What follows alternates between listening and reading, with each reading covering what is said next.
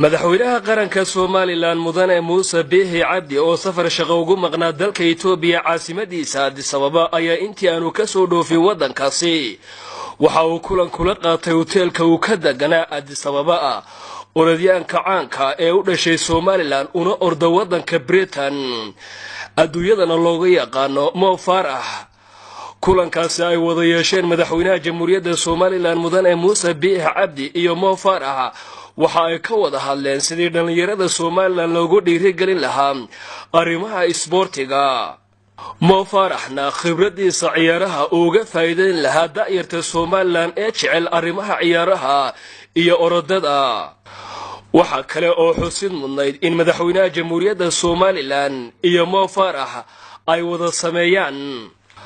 orod walow aanay diyaar u ahayn madaxweynaha Soomaaliland iyo Mo Farah haddana waxa u suurta gashay in yar ay wada ordaan si dhalinyarada Soomaaliland loogu dhiirigeliyo ciyaaraha iyo orodada si ay uga fogaadaan balwadaha iyo arrimaha taariibka isla markaana ay ugu mashquulaan ciyaaraha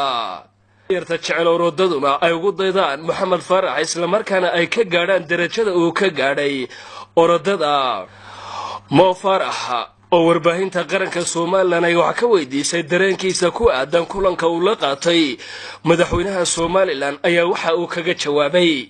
horta wallahi madaxweynaha hadda waa sharaf weyn saan la kulmnay orodna uu ku jiraa oo dee qof iska fit oo ordaya waan malaynayaa orodka inuu maalin kasta ordaan malaynayaa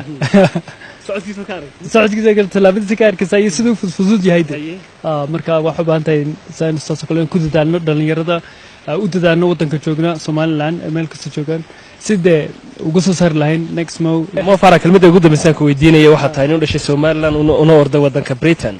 boqolaal dhalinyaro oo reer Soomaaliland ayaa ku daawanaya in maxaa talaad siin lahayd والله waxaan talin lahaa oo alxamdulillah wadankeena maanta meel fiican maraya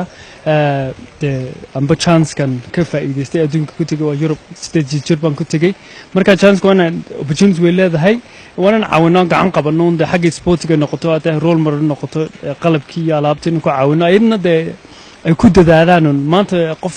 strawberry maanta bilaabay orod barina heer ku gaadhay ma jirto aan waxaan ku bilaabay 12 jir haddana 35 jira oo maanta ma meel fiican ka maraya marka intaas sanadoood waa la soo jabisay la soo kacaysay